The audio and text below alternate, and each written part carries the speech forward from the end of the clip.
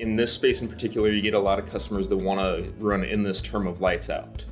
And many times it's potentially doable. For a lot of the companies that we're looking at in the machine tending space, they're operating at less than 30% efficiency what they potentially could get in a calendar month.